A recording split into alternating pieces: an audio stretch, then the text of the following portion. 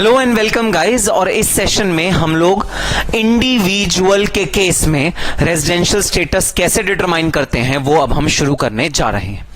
तो भाई इंडिविजुअल के केस में रेजिडेंशियल स्टेटस डिटरमाइन होता है उसके period of stay in India से, वो कितना पीरियड इंडिया में गुजारता है उससे डिटरमाइन होता है एक इंडिविजुअल का रेजिडेंशियल स्टेटस। और अगर एक इंडिविजुअल का रेजिडेंशियल स्टेटस रेजिडेंट आ गया तो इंडियन गवर्नमेंट के पास अधिकार मिल गया उसको टैक्स करने का। अगर एक इंडिविजुअल का रेजिडेंशियल स्टेटस नॉन रेजिडेंट आ गया तो इंडियन गवर्नमेंट के पास अधिकार नहीं है उसको टैक्स करने का। अब भाई इंडियन गवर्नमेंट क्या चाहेगी? इंडियन गवर्नमेंट चाहेगी ज्यादा से ज्यादा इंडिविजुअल्स उसके टैक्स के ब्रैकेट में आए, उसके टैक्स के अधिकार में आए। इंडियन गवर्नमेंट का यही भरसर प्रयास होगा। तो इंडियन गवर्नमेंट चाहेगी कि पीरियड ऑफ स्टे इंडिविजुअल्स का उस लिमिट के अंदर रहे, उस लिमिट तक रहे जिस लिमिट तक हम उसे अपना रेजिडेंट कह सकें। और एक इंडिविजुअल का पर्सपेक्टिव क्या रहेगा? एक इंडिविजुअल ये चाहेगा कि मैं रेजिडेंट ना बनूं ताकि मेरा टैक्सेबिलिटी इंडियन गवर्नमेंट के हाथ में ना आए। तो भाई इंडियन गवर्नमेंट का क्या मोटिव रहेगा कि ज्यादा से ज्यादा लोगों को रेजिडेंट बनाओ। और लोगों को क्या मोटिव रहेगा? लोगों का मोटिव रहेगा कि हम रेजिडेंट ना बने under the Indian income tax act, ताकि हमें इंडिया के टैक्सेस ना पे करने पड़े। अच्छा, अब एक बात ध्यान रखना भाई, कोई आदमी इंडिया का नॉन रेजिडेंट क्यों बनना चाहेगा? वो इसलिए बनना चाहेगा ताकि इंडिया में टैक्स ना पे करे। सर, अगर वो इंडिया का नॉन रेजिडेंट है तो इसका मतलब वो कहीं और रह रहा है। अगर वो कहीं और रह रहा है तो वहां का तो रेजिडेंट बन जाएगा ना, तो वहां के टैक्स देने पड़ेंगे। एक ही बात है, इंडिया का टैक्स दे या वहां के टैक्स दे। नहीं भाई नहीं, एक ही बात नहीं है। बाहर के देशों में, कई देशों में टैक्स के रेट बहुत बहुत बहुत कम है। जैसे दुबई में इंडिविजुअल का टैक्स रेट है 0, किसी को अपनी सैलरी पे 1 भी रुपए का टैक्स नहीं देना पड़ता। तो भाई एक आदमी चाहेगा कि मैं दुबई का रेजिडेंट बनूं अगर पॉसिबल हो तो, एज कंपेयर टू इंडिया का रेजिडेंट। इंडिया के रेजिडेंट को 30% स्लैब तक टैक्स देना पड़ता है और दुबई के रेजिडेंट को 1 भी रुपए का टैक्स नहीं देना पड़ता।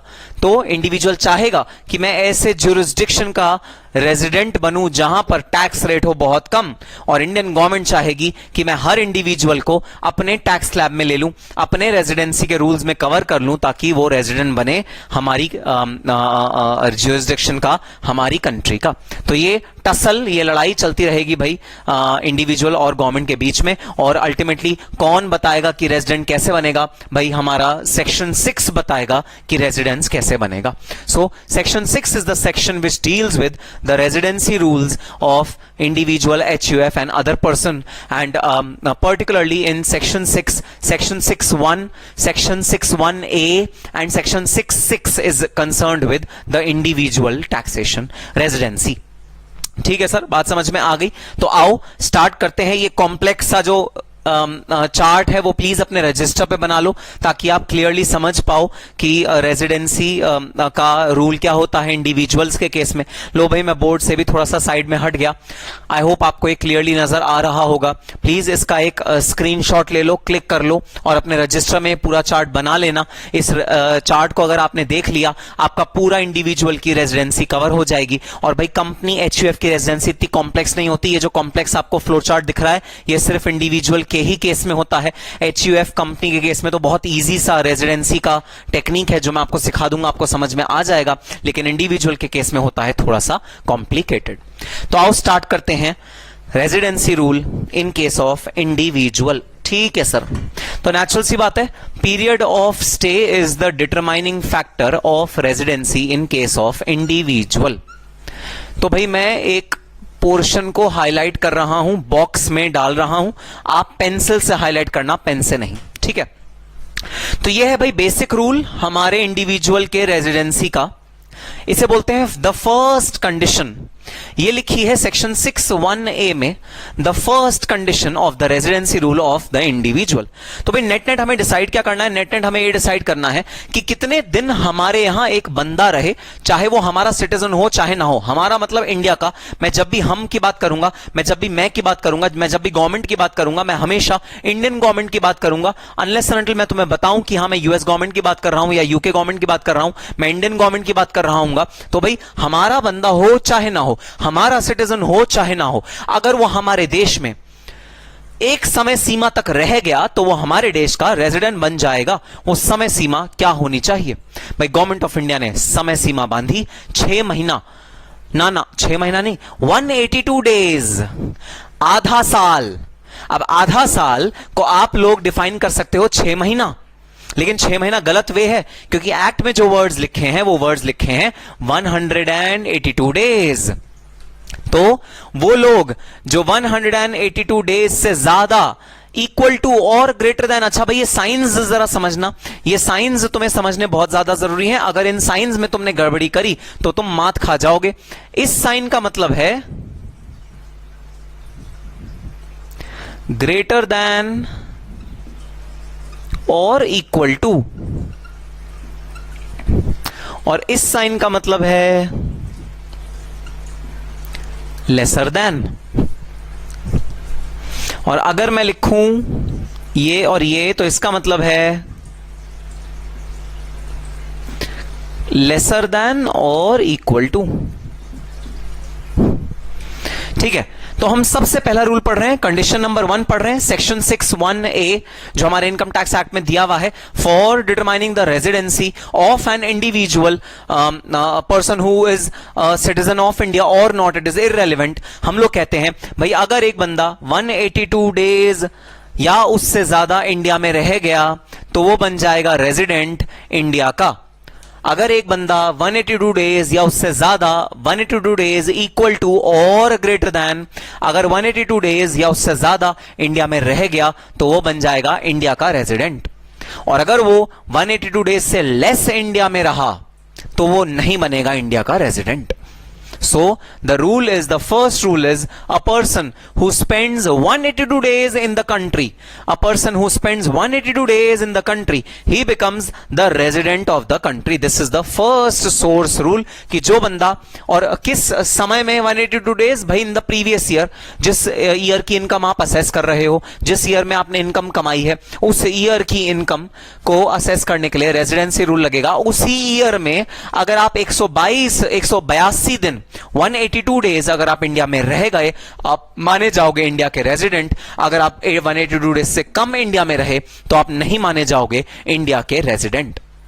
सो residency rule, the primary condition, the first condition is, जो लोग 182 डेज इंडिया में रहे, 182 डेज या उससे ज्यादा इंडिया में रहे, मैं उनको मान लूंगा कि वो इंडिया के रेजिडेंट है। मतलब जो वो इनकम कमा रहे हैं वो इंडिया में टैक्स होनी चाहिए। अगर वो इंडिया में टैक्स होनी चाहिए तो टैक्सिंग अथॉरिटी किसके पास आ जाएगी? इंडियन इनकम टैक्स डिपार्टमेंट के पास, गवर्नमेंट के पास आ जाएगी। हमारी गवर्नमेंट उस पर टैक्स ले सकती है। तो ये है भाई प्रीवियस ईयर का रूल। जिस ईयर में इनकम कमाई है उस साल में तुम अगर 182 दिन से ज्यादा इंडिया में थे तो तुम इंडिया के रेजिडेंट माने जाओगे। अब यहां आती है एक बदमाशी। बदमाशी सुनना क्या भाई, एक बंदा है कई सालों से इंडिया का रेजिडेंट है, इंडिया में ही रहता है, इंडिया में ही पैदा हुआ है, पला बड़ा सब कुछ इंडिया में ही है। उसे पता है वो एक बहुत मोटा उसका लैंड था कहीं पर, उसे बेच के कैपिटल गेन्स अर्न करने वाला है। मतलब उसकी कुछ इनकम आने वाली है। कौन से ईयर में? इसी ईयर में जिस ईयर में वो खड़ा है। उसे पता है उस ईयर में इनकम आने वाली है। अब अगर इनकम आएगी, वो वैसे कुछ खास काम नहीं करता, रेंट वेंट का इनकम आती है जो वो इंडिया को टैक्स पे कर देता है, उसे कोई टेंशन नहीं है। लेकिन जो इतना मोटा कैपिटल गेन आने वाला है, जो वन टाइम इनकम आने वाली है बहुत मोटी, उसको करंट ईयर में आने वाली है। कई बार क्या होता है, गवर्नमेंट मुआवजा देती है। मेट्रो की कंस्ट्रक्शन जब हो रही थी तो फार्मर्स के फार्म लिए गए थे और उनको मुआवजा दिया गया था, बहुत मोटा पैसा फार्मर्स को दिया गया था। जब ऐसा मोटा पैसा, ऐसी मोटी इनकम इंडिया में आने वाली होती है तो लोग मिसयूज करते हैं इस वाले रूल का। कैसे मिसयूज करते हैं इस वाले रूल का? वो जन्म जन्मांतरों से इंडिया के रेजिडेंट हैं, इंडिया में रह रहे हैं, कई सालों से इंडिया में रह रहे थे, लेकिन जिस ईयर इनकम कमाई है उन्होंने, करोड़ों रुपए का पैसा आया है, जिस ईयर उन्होंने इनकम कमाई उस ईयर उन्होंने मेक श्योर कर लिया कि वो 182 दिन के लिए, 182 दिन से कम इंडिया में हो, 182 दिन से ज्यादा वो इंडिया में ना हो। तो जो इंडिया में रहने की अवधि उन्होंने अपनी रखी, वो रखी 170 दिन। वो इंडिया में कितनी देर रहे उस साल में, जिस साल में इनकम कमाई? टैक्स को बचाने के लिए, टैक्स के साथ भाई टैक्स को इसे हम लोग जो हमने फर्स्ट चैप्टर में पढ़ा था, हमने 3 चीजें पढ़ी थी, tax planning, tax avoidance, tax evasion. ये टैक्स अवॉइडेंस की कैटेगरी में आता है कि टैक्स को बचाने के लिए उन्होंने इस वाले रूल से अपना पल्ला झाड़ने के लिए क्या किया, 170 डेज के लिए तो इंडिया में रहे, बाकी डेज के लिए वो दुबई या किसी और कंट्री में जाके रहे। अरे क्या फर्क पड़ता है, करोड़ों रुपए की इनकम आई है, उस पर टैक्स बचाने के लिए अगर अपने फैमिली से कुछ दिन दूर भी रहना पड़े, क्या फर्क पड़ता है, वापस आ जाना इंडिया अगले साल में, वापस तुम रेजिडेंट बन जाओगे, नॉर्मल चीजें हो जाएंगी। बस जिस ईयर में तुमने मोटी इनकम कमाई है, क्योंकि ऐसा हो सकता है किसी एक पर्टिकुलर ईयर में आप मोटी इनकम कमाने वाले हो, बाकी सारे ईयर्स में आप नॉर्मल इनकम कमाते हो। जिस ईयर में आपने मोटी इनकम कमाई है, जिस ईयर में भी आपको लगता है कि हाँ इस ईयर का आपका टैक्स बहुत ज्यादा बनेगा, उस साल आप इंडिया छोड़ जाओ। 170 डेज के लिए या 180 डेज के लिए इंडिया में रहना, 182 डेज के लिए इंडिया में मत रहना, आप रेजिडेंट नहीं बनोगे, भले ही आप पिछले कितने सालों से इंडिया के रेजिडेंट थे। तो ये जो फर्स्ट रूल होता है, ये जो फर्स्ट कंडीशन होता है, इसका बहुत ज्यादा मिसयूज किया जाता है, इसका बहुत ज्यादा इसके सराउंडिंग टैक्स का अवॉइडेंस करने की टेक्निक्स बनाई जा सकती हैं। इसीलिए इंडियन गवर्नमेंट ने अटैच किया एडिशनल रूल, इसे बोलते हैं the second condition of the residency rule. तो ये थी first condition, this is the first condition of residency rule. अब हम पढ़ने जा रहे हैं the second condition of residency rule. और ये सेकंड कंडीशन क्यों आया, मैंने इसका आपको लाइव उदाहरण दिया। लोग टैक्स को बचाने के लिए 180 दिन का मिसयूज करते हैं।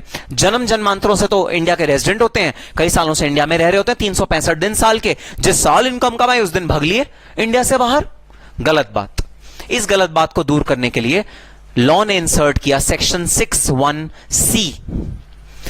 Sir section 61A, section 61C, बीच का बी कहां गया? दोस्तों बी रिप्लीट हो चुका है, बी खत्म हो चुका है। 1983 में ही बी को खत्म कर दिया गया था। उसमें कुछ एडिशनल प्रोविजंस थे जो आज की डेट में एप्लीकेबल नहीं है। तो आपके आज की डेट में जो एक्ट में एप्लीकेबल सेक्शंस हैं वो हैं 61A primary condition, 61C secondary condition या एडिशनल कंडीशन। अब आओ देखते हैं 61C क्या कहता है। हां बताना, जिस ईयर में इनकम आई है उस ईयर में इंडिया से बाहर चले जाओगे और टैक्स को बचाने की कोशिश करोगे, रेजिडेंसी रूल को अवॉइड करने के लिए, बताना ये करोगे, ठीक है। एडिशनल कंडीशन लगा देते हैं तुम पे, जहां पर हम ना केवल उसी साल के नंबर ऑफ डेज देखेंगे बल्कि पिछले 4 साल में तुम कहां पर रेजिडेंट थे ये भी देखेंगे। अब बच्चों कैसे बचोगे? अब बच्चों, अब क्या तुम 5 साल बाहर के रेजिडेंट बन के रहोगे कि हमें पता है 5 साल बाद हमारा लैंड बिकने वाला है, गवर्नमेंट मुआवजा देगी, मोटी इनकम कमाएंगे, चलो 5 साल हम बाहर रहे? ऐसा पॉसिबल नहीं है। इतनी टैक्स प्लानिंग, इतनी टैक्स अवॉइडेंस करनी पॉसिबल नहीं है। तो बस सरकार ने बोला अच्छा तुम 1 साल से तो बच जाते हो ना, जब तुम्हें 1 साल की टैक्स प्लानिंग करनी होती है तो तुम आराम से कर लेते हो, टैक्स अवॉइड करके निकल लेते हो। 1 साल की कंडीशन मैंने तुम्हें दी, 182 दिन इंडिया में रहोगे तो रेजिडेंट बन जाओगे। इसे तुम इजीली इस पे गड़बड़ घोटाला कर लेते हो, 170 दिन इंडिया में रहते हो, बाकी दिन बाहर रहते हो। अब बच के दिखाओ जरा, अब बच के दिखाओ। अब जो कंडीशन है, कंडीशन 61C, जो कि एडिशनल कंडीशन है 1 के साथ साथ, मतलब आपको दोनों कंडीशंस को सेटिस्फाई करना पड़ेगा। देखना 61C कंडीशन क्या है। 61C कंडीशन कहती है अगर आप इंडिया में हो फॉर मोर देन और equal to 60 days in the previous year, तो जिस ईयर आपने इनकम कमाया उस दिन आप बेयर मिनिमम 60 दिन तो इंडिया में थे। जिस दिन आपने इनकम कमाई, जिस ईयर में आपने इनकम कमाई, उस ईयर में आप 60 दिन इंडिया में थे, इनकम कमाई और बाहर निकल लिए, इस उम्मीद में कि 182 डेज ना कैरी फॉरवर्ड हो, ना बने। लेकिन अगर आप 365 days in the last 4 previous year India में थे तो भाई मैं आपको रेजिडेंट मान लूंगा। तो देखना क्या कॉम्बिनेशन है। 60 days in India in the previous year, जो हमने 182 डेज रखा था लिमिट ओरिजिनली, उसको मैंने स्क्वीज करके कह दिया अब आप 60 दिन अगर इंडिया में हो, एंड उसके साथ एक और कंडीशन साथ साथ पिछले 4 प्रीवियस ईयर्स में, पिछले 4 मतलब जिस ईयर में इनकम कमाई उससे पहले के 4, जिस ईयर में इनकम कमाई उससे पहले के 4 ईयर्स में अगर आप 365 डेज इंडिया में हो तो मैं आपको इंडिया का ही रेजिडेंट मानूंगा। दोनों कंडीशन क्यूमुलेटिवली सेटिस्फाई होनी है, मतलब ये कंडीशन भी सेटिस्फाई होनी है, ये कंडीशन भी सेटिस्फाई होनी है। सर बड़ा इजी सर, जिस ईयर में मैं इनकम कमाऊंगा ना, उस ईयर में मैं सिर्फ 30 डेज ही इंडिया में रहूंगा, मैं ज्यादा दिन रहूंगा ही नहीं। भाई ठीक है, अगर तुम सिर्फ 30 डेज या 50 डेज इंडिया में रहो जिस ईयर में इनकम कमाई, तो ठीक है, तो भाई तुम इस वाले रूल से एग्जेम्प्ट हो जाओगे, तुम इस रूल से बाहर चले जाओगे। लेकिन अमूमन मैं आपको ऑन एन एवरेज बता रहा हूं, अगर आप लैंड सेल या परचेज करते हो और उसकी रजिस्ट्रेशन, उसकी सेल डीड बनाना, उसकी सारी फॉर्मेलिटीज करनी, उसकी सारी वैल्यूएशन करवानी, उसकी सारी लीगल फॉर्मेलिटीज करानी, उसमें लगभग 2 महीने तो लग ही जाते हैं। इसीलिए टाइम लिमिट रखा गया 60 डेज। तो 60 डेज से कम जनरली इस तरह का व्यवहार करने में, इस तरह की इनकम कमाने में नहीं लगते। बट हां, अगर आप 30 डेज में इंडिया से बाहर चले जाओ उसी प्रीवियस ईयर में, फिर भले ही आप पिछले सालों में बहुत सारे दिन रह रहे थे, ये लिमिट नहीं लगेगी क्योंकि एंड की कंडीशन है, फिर आप रेजिडेंट नहीं बनोगे, आप नॉन रेजिडेंट रहोगे। लेकिन अगर आप जिस साल में आपने इनकम कमाई उस साल में तो 60 डेज, और पिछले 4 सालों में 365 दिन अगर आप इंडिया में थे, तो भले ही आप 182 डेज से कम उस वाले ईयर में इंडिया में थे, मैं आपको रेजिडेंट मानूंगा।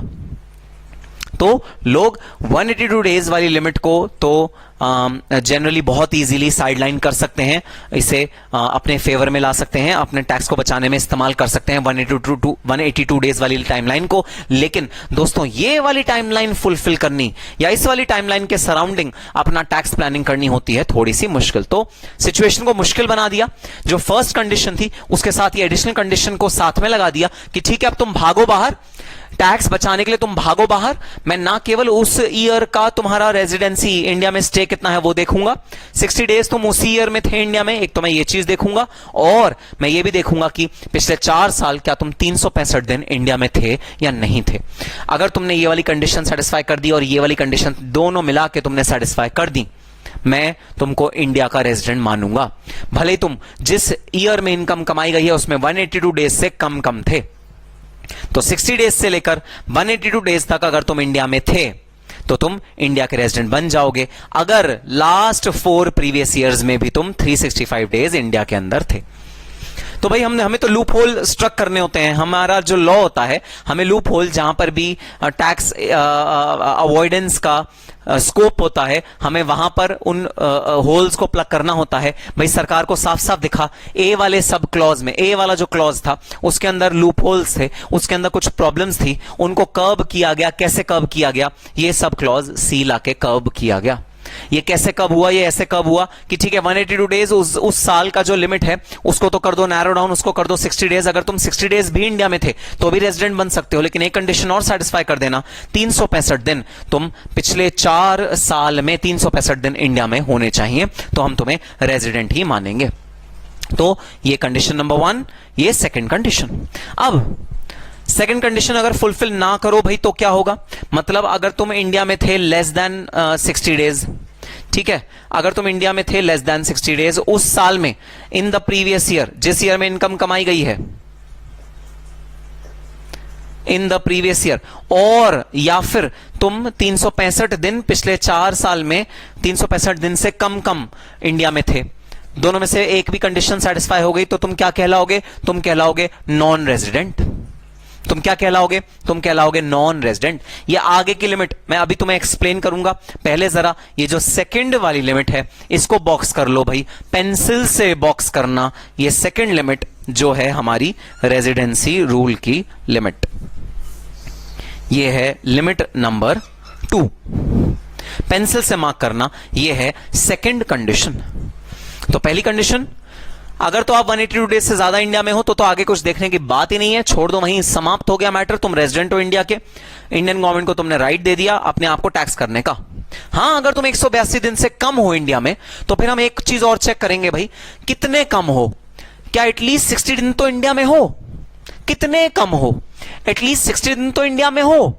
अगर एटलीस्ट 60 दिन इंडिया में हो, और मतलब एंड, हिंदी वाला और बोल रहा हूं, और हिंदी वाला मतलब एंड, पिछले 4 साल में तुम 365 दिन इंडिया में थे, ठीक है, अगर ये दोनों कंडीशन तुमने सेटिस्फाई कर दी तो फिर हम तुम्हें रेजिडेंट की कैटेगरी में मान लेंगे, और अगर तुमने इन दोनों में से कोई भी एक कंडीशन सेटिस्फाई नहीं करी तो तुम बन जाओगे नॉन रेजिडेंट, रेजिडेंट इंडिया के नहीं। ठीक है सर, बात समझ में आई? तो भाई फर्स्ट कंडीशन समझ में आई और सेकंड कंडीशन समझ में आई of the residency rule, first condition and the second condition. अब चलो आगे बढ़ते हैं। मैंने तुम्हें रेजिडेंट और नॉन रेजिडेंट का रूल बता दिया, यह है नॉन रेजिडेंट का रूल, यह है रेजिडेंट का रूल। ठीक है, अब रेजिडेंट के रूल में फर्दर मैं तुम्हें और क्या बताऊंगा। रेजिडेंट होते हैं दो टाइप के, एक है ऑर्डिनरी रेजिडेंट, एक है नॉट ऑर्डिनरी रेजिडेंट। एक है ऑर्डिनरी रेजिडेंट, एक है नॉट ऑर्डिनरी रेजिडेंट। इन दोनों की लिमिट्स क्या है, आओ अब वो पढ़ते हैं। जब तुमने एक बार असर्टेन कर लिया कि हां तुम रेजिडेंट हो, चाहे यहां से आए हो, चाहे यहां से घूम के और यहां से आए हो, अगर तुम रेजिडेंट बन गए तो अगला सवाल जो क्वेश्चन तुमसे पूछेगा, जो एग्जामिनर तुमसे पूछेगा, वो बता दो कि अच्छा चलो रेजिडेंट तो हो, अब ये बता दो कि रेजिडेंट में भी ऑर्डिनरी रेजिडेंट हो या नॉट ऑर्डिनरी रेजिडेंट हो। मतलब सामान्य तौर पर रेजिडेंट हो, सामान्यतः तुम रेजिडेंट रहते हो, या रेयर सिचुएशन में तुम रेजिडेंट बने हो, नॉट ऑर्डिनरी रेजिडेंट हो। आओ इसकी लिमिट पढ़ते हैं। यह है section 66 of the income tax act, section 66 of the income tax act, जो रेजिडेंट को दो पार्ट्स में बाइफिकेट करता है, नॉट ऑर्डिनरी रेजिडेंट और ऑर्डिनरी रेजिडेंट। अगर तुम नॉन रेजिडेंट बन गए, यहां पर तुम नॉन रेजिडेंट बन गए थे, अगर तुम नॉन रेजिडेंट बन गए तो ऑर्डिनरी नॉट ऑर्डिनरी का सवाल ही नहीं उठता। नॉन रेजिडेंट का मतलब नॉन रेजिडेंट, मामला खत्म। मामला आगे कहां बढ़ेगा, मामला आगे बढ़ेगा रेजिडेंट के केस में। अगर तुम रेजिडेंट हो तो भाई मामला आगे बढ़ेगा, क्या तुम ऑर्डिनरी रेजिडेंट हो या तुम नॉट ऑर्डिनरी रेजिडेंट हो, इस केस में मामला आगे बढ़ेगा। आओ मामले को आगे बढ़ाते हैं और देखते हैं कौन से रेजिडेंट ऑर्डिनरी रेजिडेंट कहलाते हैं, कौन से रेजिडेंट नॉट ऑर्डिनरी रेजिडेंट कहलाते हैं। ठीक है सर, आओ देखते हैं। तो वो लोग जो नॉन रेजिडेंट हैं इन 9 आउट ऑफ 10 प्रीसीडिंग ईयर्स, तो भाई जिस ईयर में तुम इनकम कमा रहे हो उसमें जो टैक्सेबल हो रहा है उसमें तुम 182 दिन इंडिया में थे, जो कि लास्ट ईयर था, लेकिन उसके पहले के 10 सालों में से 9 साल तुम नॉन रेजिडेंट थे। मतलब ये एक यूनिक सिचुएशन हुई है, जब तुम थे तो इंडिया में नॉन रेजिडेंट, कभी तुम इंडिया में नहीं आए थे, कि इंडिया से तुम्हारा कोई ताल्लुक नहीं था, पहली बार तुम इंडिया में आए और तुमने इंडिया से कोई इनकम कमाई, which means you were the non-resident in 9 out of 10 preceding year। तुम पिछले 10 सालों में से 9 साल नॉन रेजिडेंट थे। अगर तुम पिछले 10 सालों में से 9 साल नॉन रेजिडेंट थे तो हम तुम्हें कहेंगे कि तुम नॉट ऑर्डिनरी रेजिडेंट हो। तुम ऑर्डिनरी रेजिडेंट नहीं हो। ऑर्डिनरी रेजिडेंट तो होता है जो बराबर बराबर बराबर हर साल हमारा रेजिडेंट था, और तुम तो 1 साल, मुश्किल से 1 साल, पिछले 11 सालों में 2 साल जो प्रीवियस ईयर है उससे पहले के 10 सालों में से कोई 1 साल तुम रेजिडेंट रहे थे। तुम कहां ऑर्डिनरी रेजिडेंट हो, तुम तो नॉट ऑर्डिनरी रेजिडेंट हो। मतलब ये एक एक्सेप्शनल स्थिति है जिसमें तुम रेजिडेंट बने हो। हम तुम्हें ऑर्डिनरी रेजिडेंट का दर्जा नहीं देते, हम तुम्हें नॉट ऑर्डिनरी रेजिडेंट का दर्जा देते हैं। अच्छा सर, सबसे पहले ये बता दो, ये ऑर्डिनरी नॉट ऑर्डिनरी तो ठीक है सर, फर्क क्या पड़ेगा अगर मैं ऑर्डिनरी बन जाऊं या नॉट ऑर्डिनरी बन जाऊं, फर्क क्या पड़ेगा? सुनो फर्क क्या पड़ेगा। नॉन रेजिडेंट के केस में maximum income not taxable, resident के केस में मैक्सिमम इनकम टैक्सेबल, और नॉट ऑर्डिनरी रेजिडेंट के केस में कुछ इनकम टैक्सेबल, कुछ इनकम नॉट टैक्सेबल। दोबारा सुनो, नॉन रेजिडेंट के केस में maximum income not taxable, Indian authority by the Indian government. Resident के केस में, ऑर्डिनरी रेजिडेंट के केस में maximum income taxable by income tax authority, और नॉट ऑर्डिनरी रेजिडेंट के केस में some income taxable, some income not taxable. इस तरह का बाइफिकेशन होता है। इस वजह से अगर मैं नॉन रेजिडेंट ना बन पाऊं तो कम से कम भगवान इतनी मुझ पर कृपा कर दियो, कम से कम मैं नॉट ऑर्डिनरी रेजिडेंट तो बन जाऊं, ताकि कुछ इनकम टैक्सेबल हो कुछ ना हो। तो ये है नॉट ऑर्डिनरी रेजिडेंट का मतलब। ठीक है, तो अगर आप 9 साल आउट ऑफ 10 साल में नॉन रेजिडेंट थे, लेकिन जो प्रीवियस ईयर है उसमें तुम रेजिडेंट थे, प्रीवियस ईयर से पहले वाले 10 सालों में से 9 साल तुम नॉन रेजिडेंट थे, मैं तुम्हें कहूंगा भाई तुम नॉर्मल स्थितियों में, जैसे हम एबनॉर्मल कॉस्टिंग करते हैं ना, कॉस्टिंग में करते हुए एबनॉर्मल कॉस्ट होती है ये, उस तरह मैं कहूंगा कि भाई तुम नॉर्मल परिस्थिति में तो हमारे रेजिडेंट नहीं बने हो, तुम तो कोई एक्सेप्शनल वन टाइम ऐसी कोई चीज हुई है जिसमें तुम हमारे रेजिडेंट बने हो, तो मैं तुम्हें नाम दूंगा नॉट ऑर्डिनरी रेजिडेंट। और अगर तुमने ये वाली कंडीशन नहीं सेटिस्फाई करी तो लो एक और कंडीशन मैं तुम्हें देता हूं, वो सेटिस्फाई कर दोगे तो भी नॉट ऑर्डिनरी रेजिडेंट बन जाओगे। वो क्या है? लेस देन और equal to 729 days stay in India, India में आप 729 दिन से कम हो इन लास्ट 7 प्रीवियस ईयर। जो जिस ईयर की इनकम है उससे पहले के 7 सालों में अगर तुम 729 दिन से कम इंडिया में रहे, पहले हम 10 साल की इस कंडीशन, इस सिचुएशन में हम 10 साल की बात कर रहे थे कि 10 से 9 में तुम नॉन रेजिडेंट थे, मतलब सिर्फ एक में तुम रेजिडेंट थे। अब हमने कंडीशन को और लो कर दिया है, अगर पिछले 7 सालों में तुम 729 दिन से कम इंडिया में थे तो मैं तुम्हें नॉट ऑर्डिनरी रेजिडेंट घोषित कर दूंगा और तुम्हारी कुछ इनकम को टैक्सेबल करूंगा, कुछ इनकम को टैक्सेबल नहीं करूंगा। लेकिन अगर तुम रेजिडेंट थे 2 साल से ज्यादा out of the preceding 10 previous years, अगर तुम 2 साल से ज्यादा रेजिडेंट थे, 2 साल या 2 साल से ज्यादा, अरे इसी का उल्टा ही तो है, इसी का उल्टा ही तो है, कोई नई लिमिट थोड़ी है, इसी का उल्टा है। वहां लिखा था नॉन रेजिडेंट होना चाहिए 9 साल में, यहां लिख दिया है रेजिडेंट होना चाहिए 2 साल या उससे ज्यादा में। एंड दूसरी कंडीशन जो सेटिस्फाई करनी है वो क्या सेटिस्फाई करनी है, तुम 729 दिन से ज्यादा इंडिया में स्टे किया, तुमने 729 दिन से ज्यादा इंडिया में स्टे किया इन लास्ट 7 ईयर्स, तो बस तुम भाई इंडिया के चंगुल में फंस गए और तुम ऑर्डिनरी रेजिडेंट बन गए और तुम्हारी मैक्सिमम इनकम इंडियन गवर्नमेंट के पास टैक्स करने का राइट बन जाएगा। सो रेजिडेंट को 2 पार्ट्स में बाइफिकेट किया जाता है, ऑर्डिनरी रेजिडेंट और not ordinary resident. Not ordinary resident के केस में 2 में से कोई एक रूल अगर आपने फुलफिल कर दिया, वो रूल क्या है कि आप 9 साल आउट ऑफ 10 साल नॉन रेजिडेंट थे preceding the year in which income was earned, या फिर आप 729 दिन या उससे कम इंडिया में थे for 7 years preceding the year in which income is earned, तो आप नॉट ऑर्डिनरी रेजिडेंट कहलाते हो।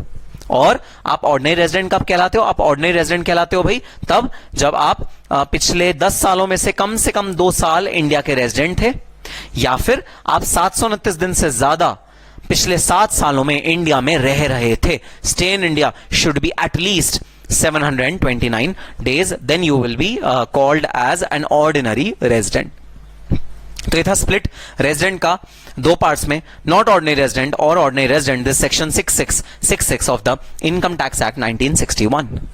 और अब मैं आ जाता हूं अपने लास्ट सेक्शन पे, और ये सेक्शन असेसमेंट ईयर 21-22 में इंट्रोड्यूस करा गया, और ये वही सेक्शन है जिसके बारे में मैंने आपको फर्स्ट क्लास में बताया था, बदमाश सेक्शन, जो सिटीजनशिप के बेसिस पे इंडियंस को टैक्स करने का राइट इंडियन गवर्नमेंट को दे देता है। तो देखो यहां से निष्कर्ष क्या निकल के आया था, यहां से निष्कर्ष निकल के आया था कि आप नॉन रेजिडेंट हो। अगर आप नॉन रेजिडेंट हो तो बात ही खत्म हो जानी चाहिए थी। यहां पर नॉन रेजिडेंट को तो टैक्सिंग राइट मिलता ही नहीं, यहां पर बात खत्म हो जानी चाहिए थी। इंडियन गवर्नमेंट ने बात खत्म नहीं करी। इंडियन गवर्नमेंट ने कहा अगर तुम किसी साल में नॉन रेजिडेंट हो तो हम तुम्हारी सिटीजनशिप देखेंगे। अगर तो तुम इंडिया के सिटीजन नहीं हो तो ठीक है, तुम्हें नॉन रेजिडेंट का ठप्पा दे देंगे, तुम्हारी मैक्सिमम इनकम नॉट टैक्सेबल होगी, तुम टैक्स ना दो अपनी मैक्सिमम इनकम पे इंडियन गवर्नमेंट को, परफेक्ट, अगर तुम इंडिया के सिटीजन नहीं हो। लेकिन अगर बाय चांस तुम हो तो नॉन रेजिडेंट इन रूल्स के अकॉर्डिंग, इन डेज के अकॉर्डिंग, बाहर रहते हो, इंडिया कभी आए नहीं, जीवन में अपने कभी इंडिया नहीं आए, लेकिन बाय चांस अगर तुम सिटीजन ऑफ इंडिया हो और तुमने इनकम अर्न करी इंडिया से 15 लाख रुपए की, मतलब तुम जन्मांतरों से यूके रह रहे हो, यूनाइटेड किंगडम, लेकिन तुम्हारी इंडिया में कोई जमीन है, कोई प्लॉट है, कोई मकान है जो पुश्तैनी है, जिसको तुमने किराए पे दे रखा है, किराया भाड़ा आता है, अगर वो किराया भाड़ा 15 लाख से ऊपर है, तुम रिस्क पे आ गए। किस रिस्क पे? कि तुम रेजिडेंट बन जाओगे। जी हां, इंडियन गवर्नमेंट ने सिटीजनशिप के बेसिस पे रेजिडेंसी रूल को अमेंड किया AY 21-22 में, और इसके अंदर अमेंडमेंट में यह बोला गया कि अगर आप नॉन रेजिडेंट हो इन रूल्स के स्टे पीरियड ऑफ स्टे के अकॉर्डिंग, अगर आप नॉन रेजिडेंट हो, लेकिन अगर आप सिटीजन इंडिया के हो और आपने 15 लाख रुपए की इंडियन सोर्स से इनकम कमाई है, इंडिया से आपकी कोई इनकम है 15 लाख रुपए तक की, तब आप रिस्क रन करते हो नॉट ऑर्डिनरी रेजिडेंट बनने का इंडिया में। हां, ऑर्डिनरी रेजिडेंट नहीं बन सकते, तो भी ऑर्डिनरी रेजिडेंट के बनने के लिए इंडिया में स्टे होना जरूरी है। इसीलिए नॉट ऑर्डिनरी रेजिडेंट बनोगे। कैसे नॉट ऑर्डिनरी रेजिडेंट बनोगे भाई? आपने 15 लाख रुपए की इनकम कमाई इंडिया से, 15 लाख रुपए की जो आपने इंडिया से इनकम कमाई, वो इनकम अगर आप नॉन रेजिडेंट हो तो हो सकता है आपके हाथ में टैक्सेबल ही ना होती, इंडिया गवर्नमेंट को राइट नहीं होता उस इनकम को टैक्स करने का, ऐसा पॉसिबिलिटी थी, ऐसा हो सकता था। तो इंडियन गवर्नमेंट ने क्या किया, इंडियन गवर्नमेंट ने कहा अगर आप नॉन रेजिडेंट हो डेज के अकॉर्डिंग, लेकिन आप सिटीजन हो, और ऐसे सिटीजन जो 15 लाख से ज्यादा की इनकम कमा रहे हैं फ्रॉम इंडिया सोर्स, इंडिया से कोई इनकम कमा रहे हो 15 लाख से ज्यादा की, तो अपना रेजिडेंट स्टेटस अदर स्टेट में देखो। अदर स्टेट मतलब इंडिया से बाहर किसी और स्टेट का मतलब ये दिल्ली महाराष्ट्र ये नहीं, स्टेट का मतलब कंट्री होता है। इनकम टैक्स लॉ के अकॉर्डिंग स्टेट का मतलब होता है कंट्री। तो आप देखो अपनी रेजिडेंसी किसी और कंट्री में, क्या आप यूके के रेजिडेंट बन रहे हो, क्या आप यूएस के रेजिडेंट बन रहे हो, क्या आप दुबई के रेजिडेंट बन रहे हो, क्या आप सिंगापुर के रेजिडेंट बन रहे हो। अगर तो आप रेजिडेंट बन रहे हो किसी भी और दुनिया के किसी भी और कंट्री के, तो भाई इंडिया में आपको नॉन रेजिडेंट करार दिया जाएगा। लेकिन अगर आप किसी भी और कंट्री के रेजिडेंट नहीं बन रहे तो आपको इंडिया में नॉट ऑर्डिनरी रेजिडेंट घोषित किया जाएगा और आपकी कुछ इनकम को टैक्स किया जाएगा, कुछ इनकम को टैक्स नहीं किया जाएगा। तो यहां पर मिक्सिंग हुई, मिक्सिंग किस चीज की, रेजिडेंसी रूल की और सिटीजनशिप की। अगर आप इंडिया के सिटीजन हो और अगर आप किसी भी और कंट्री में रेजिडेंट नहीं हो, इंडिया में भी रेजिडेंट नहीं हो, किसी भी और कंट्री में रेजिडेंट नहीं हो, लेकिन सिटीजन इंडिया के हो, तो आपका टैक्सिंग राइट आ जाएगा इंडिया के पास। सर अब एक चीज बता दो और प्रैक्टिकली बताना, प्रैक्टिकल सवाल पूछ रहा हूं, ऐसा कैसे हो सकता है कि कोई आदमी दुनिया की किसी भी कंट्री का रेजिडेंट ना हो? अरे वो कहीं तो रहेगा, मार्स जाके थोड़ी रहेगा, वीनस जाके थोड़ी रहेगा, वो जुपिटर जाके थोड़ी रहेगा। या पता लगे जी 182 डेज तो वो इंडिया में था, 180 डेज तो वो इंडिया में था, बैलेंस टाइम वो ना मून पे था, मून पे उसने अपना घर वर बना लिया था, वेकेशन होम बनाया हुआ है, वहां पर रह रहा था। अरे ऐसे थोड़ी होगा, वर्ल्ड की किसी ना किसी कंट्री का तो वो रेजिडेंट होगा, कहीं तो रहेगा। अब सुनना, HNIs क्या करते हैं? What do you mean by HNI? HNI means high net worth individuals. दोस्तों हाई नेटवर्थ इंडिविजुअल्स वो इंडिविजुअल्स होते हैं जिनकी ह्यूज इनकम के सोर्सेज होते हैं, जिनके बिजनेसेस ना केवल इंडिया में, तो वो सिटीजन तो इंडिया के होते हैं लेकिन उनके बिजनेस दुबई में भी है, सिंगापुर में भी है, रशिया में भी है, यूएस में भी है, जगह जगह उनके बिजनेसेस फैले हुए हैं। और ये हाई नेटवर्थ इंडिविजुअल्स अपना टैक्स बचाने के लिए ना केवल इंडियन अथॉरिटी से बल्कि वर्ल्ड की सारी अथॉरिटी से वो क्या करते हैं, वो एक टेबल बनाते हैं। टेबल सुनना कैसे, टेबल देखो, टेबल कैसे भाई, इंडिया में कितने दिन नहीं रहना, इंडिया में 182 डेज से कम रहना है और 60 डेज से भी कम रहो भाई। 60 डेज से क्यों कम रहो, 60 डेज से इसलिए कम रहो ताकि हम इस वाली लिमिट में भी ना फॉल करें, ठीक है। तो इंडिया में 60 डेज से ज्यादा नहीं रहना, मतलब 50 डेज रहना है। अच्छा, दुबई में भी मेरा बिजनेस है, दुबई में भी मेरा घर है। अच्छा, दुबई के जो लॉज हैं वो कहते हैं कि भाई दुबई में 72 डेज से कम रहना है, और ये मुझे एग्जैक्ट नहीं पता, ये मैं सिर्फ आपको एग्जांपल के तौर पे बता रहा हूं। दुबई के लॉज कहते हैं 72 डेज से कम दुबई में रहना है, ठीक है भाई। यूएस के सपोज लॉज कहते हैं कि 120 डेज से कम यूएस में रहना है रेजिडेंट ना बनने के लिए, ठीक है। और कहां पर है इस भाई का बिजनेस, इस भाई का बिजनेस है यूके के लॉज कहते हैं 30 डेज से कम अगर यूके में रहोगे तो तुम यूके के रेजिडेंट नहीं बनोगे। अब ये समझदार लोग क्या करते हैं, हाई नेटवर्थ इंडिविजुअल्स की बात कर रहा हूं। HNIs में बहुत बड़ी प्रॉब्लम आ रही थी गवर्नमेंट को, जिसकी वजह से ये क्लॉज 1A बड़ा इंपॉर्टेंट क्लॉज है, इसके ऊपर बड़ा हल्ला मचा था भाई। क्लॉज 1A लाया गया था हाई नेटवर्थ इंडिविजुअल्स के केस में, जहां पर ऐसे लोग जिनका हर जगह बिजनेस है वो पता है क्या करते थे, किसी भी जगह की रेजिडेंसी नहीं लेते थे। सिटीजन तो वो इंडिया के हैं लेकिन वो हर जगह कम पीरियड पे रहते थे। तो जैसे उनका इंडिया में 60 डेज पूरे होने वाले थे वो दुबई चले जाते थे, दुबई में जैसे 70 डेज पूरे होने वाले होते थे वो यूएस चले जाते थे, यूएस में जैसे 120 डेज खत्म होने वाले होते थे वो यूके चले जाते थे, यूके में जैसे खत्म हुए कहीं और चले गए। तो वर्ल्ड की वो किसी भी कंट्री में रेजिडेंट नहीं बने, इसका मतलब उनकी मैक्सिमम इनकम टैक्स फ्री हो गई, उनको एक भी रुपए का टैक्स नहीं देना पड़ा अपनी मैक्सिमम इनकम पे, क्योंकि नॉन रेजिडेंट के केस में मेजॉरिटी इनकम टैक्स फ्री होती है। और ये ना केवल इंडिया का रूल है बल्कि वर्ल्ड का रूल है, ग्लोबल रूल ये कहता है। बस इंडियन गवर्नमेंट ने इस बात को पकड़ लिया। इंडियन गवर्नमेंट ने कहा अच्छा बच्चू, अगर तुम इंडिया के रेजिडेंट नहीं हो ना नंबर ऑफ डेज के हिसाब से, लेकिन अगर तुम इंडिया के सिटीजन हो और इंडिया से पैसा कमा रहे हो और तुम किसी भी और कंट्री के रेजिडेंट नहीं हो, अगर तुम किसी भी और कंट्री के रेजिडेंट नहीं हो तो तुम इंडिया में नॉट ऑर्डिनरी रेजिडेंट बन जाओगे और मिक्सिंग होगी, कुछ इनकम इंडिया में टैक्स फ्री होगी, कुछ इनकम इंडिया में टैक्स लगेगा। हम तुम्हें ऐसे इतनी आसानी से छोड़ने वाले तो नहीं है। ये रूल आया AY 21-22 में, पहली बार बजट 2020 में से इंट्रोड्यूस करा गया। तहलका मचा दिया इस रूल ने, क्योंकि बहुत बड़ा एक लूप होल प्लग किया उन लोगों के अगेंस्ट, हाई नेटवर्थ इंडिविजुअल्स के अगेंस्ट, जो अपना इनकम को टैक्स फ्री कर लेते थे, ना केवल इंडिया में बल्कि और भी सारी कंट्रीज में।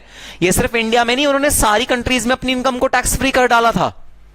उनके खिलाफ ये सिटीजनशिप का रूल लाया गया और ये सिटीजनशिप का रूल एप्लीकेबल है जून 2020 बजट 2020 एंड ऑनवर्ड्स बजट के लिए।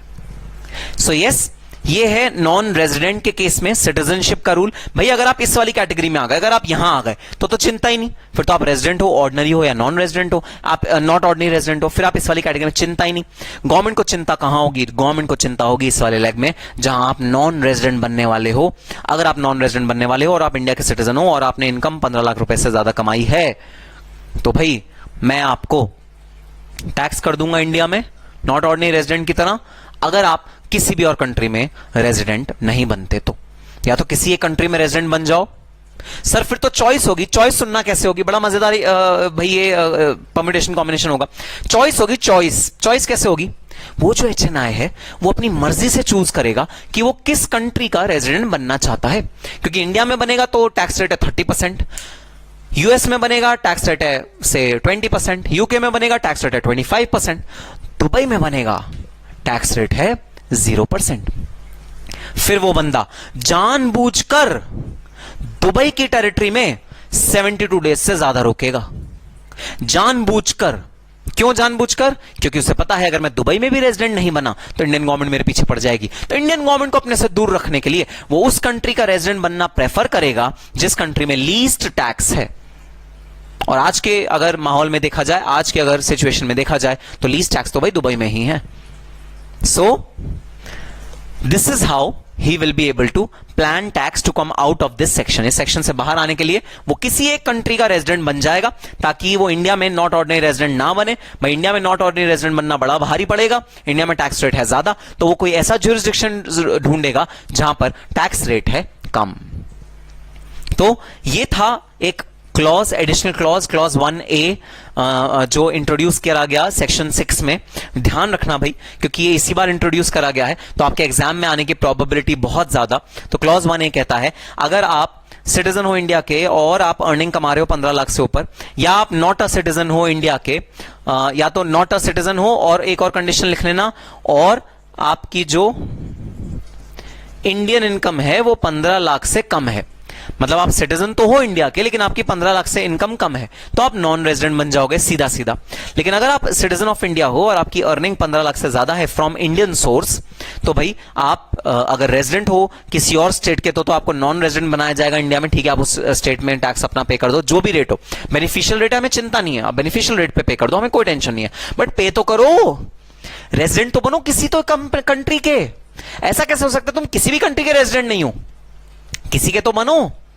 और नॉट ऑर्डिनरी रेजिडेंट का मतलब है कि आप उस कंट्री के रेजिडेंट, अगर आप किसी भी और स्टेट के, स्टेट मतलब कंट्री, इस केस में स्टेट मतलब कंट्री, अगर आप किसी भी और कंट्री के नॉन रेजिडेंट हो, नॉट अ रेजिडेंट हो, और इंडिया में भी आप नॉन रेजिडेंट हो, तो भाई आप इंडिया में नॉट ऑर्डिनरी रेजिडेंट कंसिडर किए जाओगे और आपकी इनकम टैक्सेबल हो जाएगी।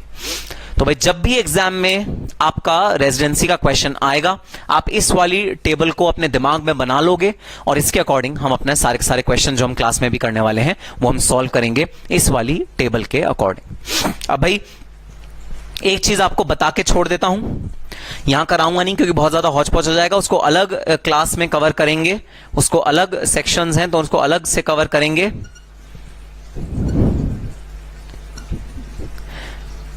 भाई कुछ ऐसे जेन्युइन केसेस भी हो सकते हैं। जेन्युइन केसेस मतलब कुछ ऐसे वाकई ऐसे केस हो सकते हैं जहां पर आप पहली बार इंडिया से बाहर जा रहे हो, प्रीवियस 4 इयर्स में आप इंडिया में ही थे, इंडिया के रेजिडेंट थे, आप इसी साल प्रीवियस ईयर में ही इंडिया से बाहर जा रहे हो और आप सिर्फ 60 डेज इंडिया में थे, 182 डेज से कम आप इंडिया में थे, लेकिन 60 डेज से ज्यादा आप इंडिया में थे।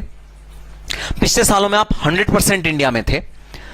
जेन्युइनली आप 60 डेज इंडिया में थे, 60 डेज से ज्यादा इंडिया में थे।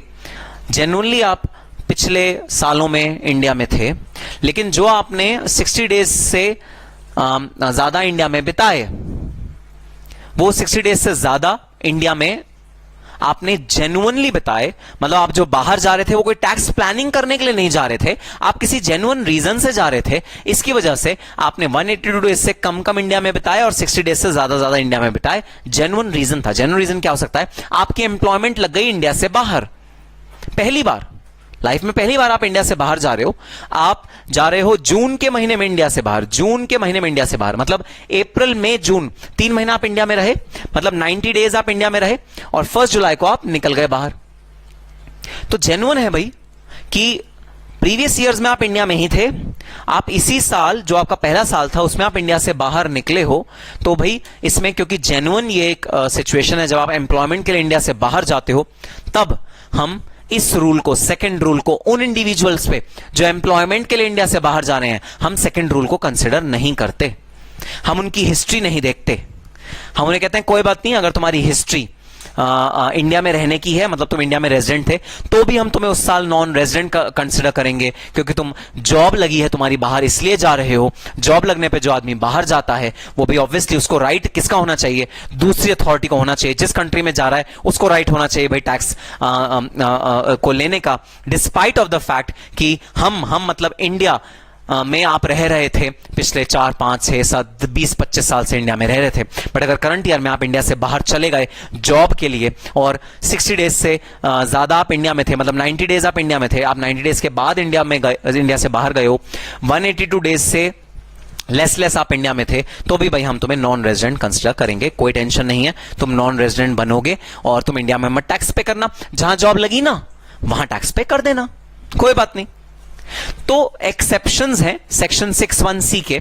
इन दोनों रूल्स को जहां हम नहीं लगाएंगे, जैसे मैंने आपको एक एग्जांपल दिया कि आप एम्प्लॉयमेंट के लिए इंडिया से बाहर जा रहे हो, तो डिस्पाइट ऑफ द फैक्ट कि आप पिछले सालों में 100% इंडिया में ही रह रहे थे, अगर ऐसा भी है कि आप पिछले सालों में 100% इंडिया में रह रहे थे, तो भी हम आपको भाई रेजिडेंट की कैटेगरी में नहीं रखेंगे, आपको बेनिफिट देंगे, आपको नॉन रेजिडेंट मानेंगे और आपकी सैलरी उस कंट्री में टैक्स कर देना जिस कंट्री में आप जा रहे हो। हम आपको रेजिडेंट अपना नहीं मानेंगे, हम आपकी सैलरी इंडिया में नहीं टैक्स करेंगे। तो ऐसे 3 एक्सेप्शंस हम लोग पढ़ेंगे जहां पर ये जो टाइट करा गया था ना रूल, तो मैंने आपको बताया था रूल जो फर्स्ट था वो तो बहुत ब्रॉड था, जब सेकंड कंडीशन आई उसको टाइट किया गया। तो जो टाइटनेस है ना, जेन्युइन केसेस में हमने टाइटनेस को भगा दिया। जेन्युइन केसेस जहां वाकई आप किसी सीरियस रीजन की वजह से इंडिया से बाहर गए हो, वहां पर भाई हमने आपको बेनिफिट दे दिया और आपको कहा कि कोई बात नहीं, आप नॉन रेजिडेंट ट्रीट हो जाओ, हम आपको रेजिडेंट ट्रीट नहीं करेंगे। अगर आप पिछले सालों में इंडिया में थे तो भी कोई टेंशन नहीं है।